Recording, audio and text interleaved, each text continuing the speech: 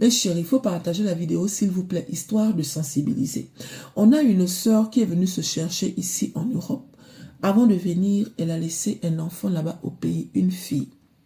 La sœur, en venant ici, là, quelque temps après, elle a rencontré quelqu'un avec qui elle a eu 2 enfants. Cette personne et elle, tout se passait super bien. Mais du jour au lendemain, la personne est tombée malade, très malade. Et la personne est décédée suite à la maladie. La sœur dit que ce n'était pas facile pour moi. Pendant que cette personne vivait, j'ai essayé de faire venir ma fille plusieurs fois, mais ça n'a pas marché. Du coup, j'espérais qu'un jour, elle vienne. Donc, quand mon copain est décédé, j'ai souffert, j'ai souffert, j'ai souffert. Quand je voyais mes 2 enfants que j'ai eus avec mon copain là, c'était dur pour moi. Et quelque temps après, j'ai refait ma vie. J'ai rencontré quelqu'un. Même pour me mettre avec cette personne, c'était pas facile parce que j'étais abattue. Je voyais ma vie, mon avenir avec cette personne qui est décédée. C'était comme un ange qui était tombé du ciel. C'est quelqu'un qui m'a beaucoup apporté. C'est quelqu'un qui m'a beaucoup aidé.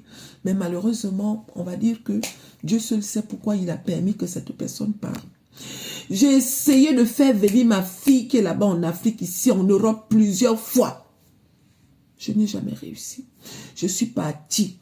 J'ai essayé de me battre. J'ai frappé à toutes les portes pour qu'on m'aide à faire venir mon enfant ici, là. Ça n'a jamais marché.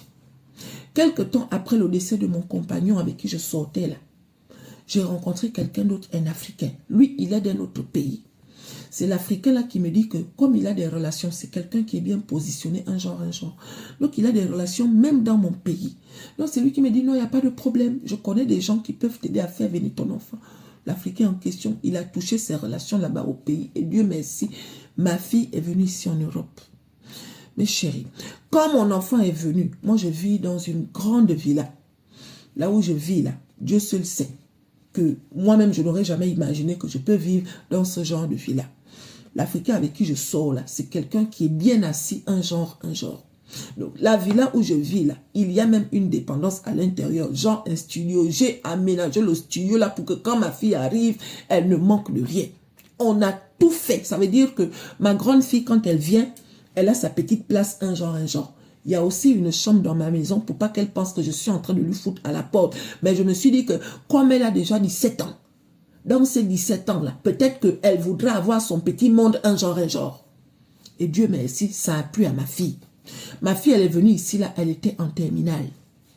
Mais chérie, ma fille va à l'école, tout se passe bien, tout se passe super bien. C'est comme si on ne s'était même pas séparés depuis 17 ans. Les filles. Ma fille doit maintenant aller à l'université. Ma fille m'annonce qu'elle a trouvé une école à Paris. Je dis à ma fille que tu trouves une école à Paris, comment, alors que nous on vit ici là.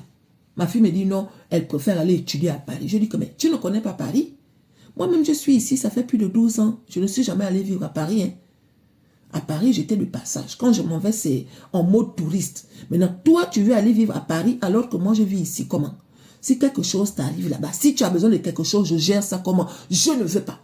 Le fait de dire à ma fille que je ne veux pas, ma fille a commencé à me bouder dans la maison. Quand je regarde à gauche, elle regarde à droite. Quand je regarde à droite, elle regarde à gauche. Dans la maison, ma fille a commencé à me bouder jusqu'à elle faisait même la grève de la faim.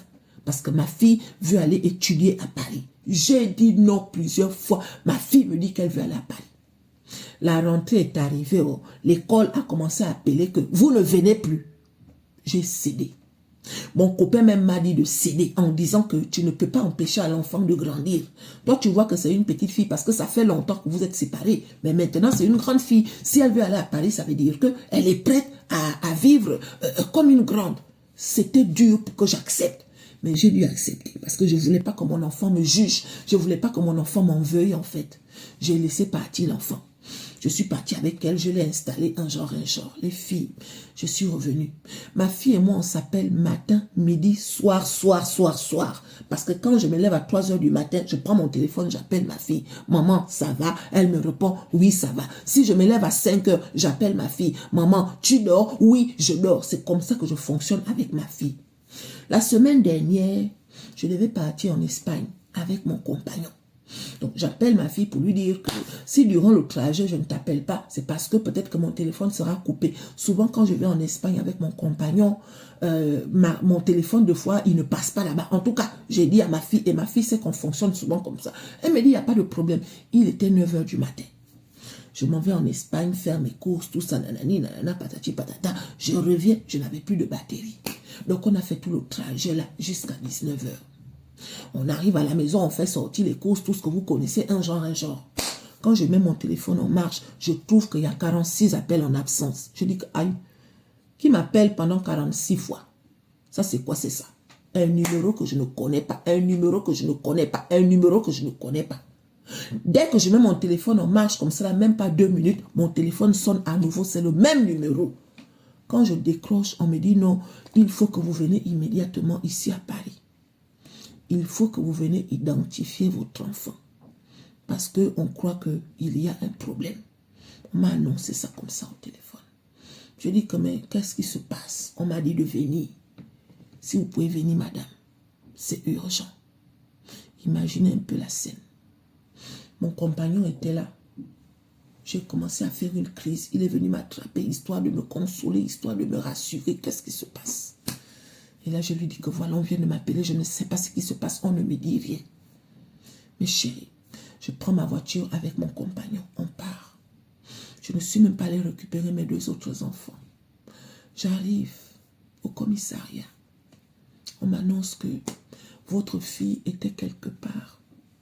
Étant quelque part là-bas, du 8e étage, il paraît qu'on l'a pris. Ouek! Et quand on l'a pris, ouek là, le corps a explosé. Par terre. Du 8e étage jusqu'à par terre. Ouek! Genre le corps explose comme un œuf. Imaginez la scène. Je dis non, c'est pas possible. Parce que j'ai parlé avec ma fille ce matin. C'est pas possible. Ma fille ne peut pas aller là-bas alors qu'elle habite là-bas. Les filles. J'appelle ses collègues qui habitaient avec elle. Les collègues me disent que depuis 2 jours, votre fille est partie chez son copain. Donc, quand ma fille me dit qu'elle veut aller étudier à Paris, elle était en contact avec un gars. J'ai pris la maison de colocation de ma fille que je payais chaque mois. Les collègues de maison de ma fille me disent que votre fille n'habite pas ici. Elle vient ici juste changer les affaires. Sinon, elle habite chez son copain. Un petit Français. Il paraît qu'étant là-bas, il y a eu l'anniversaire. Les deux se sont disputés ou je ne sais pas quoi là. Il paraît que c'est eux là dans la discussion là qui ont fait qu'on a pris ma fille. On a jeté depuis le 8e étage comme un œuf. On peut faire ça. La sœur, elle a vu son enfant seulement à travers la vitrine, genre sur le drap blanc, un genre, un genre. Effectivement, c'est son enfant. Voilà ce qu'une sœur vit en ce moment. On peut faire ça. Maintenant, le genre d'histoire là, on gère ça comment? Imaginez la scène. Elle est abattue, elle est perdue. Imaginez la scène. Une jeune fille de 18 ans, à Paris là-bas. Elle parle avec sa fille à 9 heures. Toute la journée, on l'appelle. Vers 19 heures, on la rappelle pour lui dire que venez identifier le corps. Parce qu'il paraît que votre enfant, on l'a jeté depuis le 8e jusqu'à par terre comme un œuf. On peut faire ça. Ah, ça. Nous tous, on vient de suivre comment Maman Chi vient de raconter cette histoire qui est vraiment très bouleversante là. Parce qu'une mère se bat, parce que c'est une histoire d'une mère qui se bat pour réunir sa vie après 17 ans. 17 ans, pensant lui offrir une belle vie. Mais au final, elle reçoit un appel que, je dis, like, aucun parent ne devrait recevoir parce que c'est une annonce vraiment terrible, hein. Je ne suis même pas encore parent, mais je ne sais pas comment, si je reçois un tel appel et je suis parent et tout, je ne sais pas comment il va réagir, hein. Massa, massa. Oh. On parle souvent de trucs, il y a des histoires ici dehors. Et dans cette histoire et dans tout cela, le vrai drame ici, c'est que l'amour et le sacrifice ne suffisent pas toujours pour protéger nos proches. Vous voyez, parce que quand un parent met au monde un fils ou bien une fille, d'un moment à un autre, le fils ou la fille va apprendre à voler de ses propres ailes. Vous voyez, non? Non, et toutes ces circonstances-là, tu ne peux pas vraiment être au contrôle de tout cela. Il faut seulement bien l'éduquer et espérer pour le mieux. Bref, je ne sais pas, hein. C'est vraiment une tragédie. Et toute cette histoire comme ça, là, ça lance vraiment un avertissement à tout un chacun, tout un parent, tout un enfant. Avant de donner un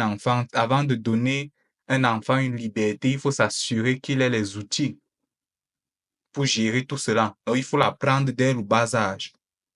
Tout et tout et tout et tout. Bref, ça, c'est mon point de vue. Qu'est-ce que vous en pensez de la vidéo? Dites-moi dans les commentaires. J'ai hâte de lire vos commentaires. Et pardon, likez, abonnez-vous et partagez la vidéo. Pardon. OK? À la prochaine.